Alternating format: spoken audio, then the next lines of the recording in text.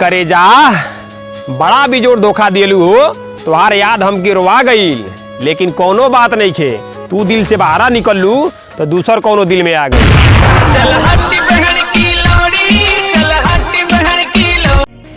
जिंदगी में तू कबो हमारा सामने अइह मत, ये खुदा से फरियाद करी। जिंदगी में तू कबो हमारा सामने अइह मत, ये खुदा से फरियाद करी। जब तू हमरा के भूल गईलू तो हम का तोहरा के याद करी।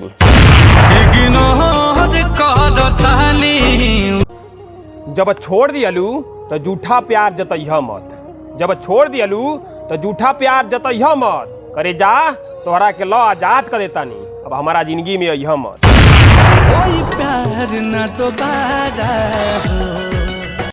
करे जा अगर दिमाग से प्यार रही तो सार लोग के पैरे पे गिरती हो लेकिन दिल से प्यार रहा लो तोहरा के आजाद कर देता नहीं। जा जा जाए सनम हर जाई।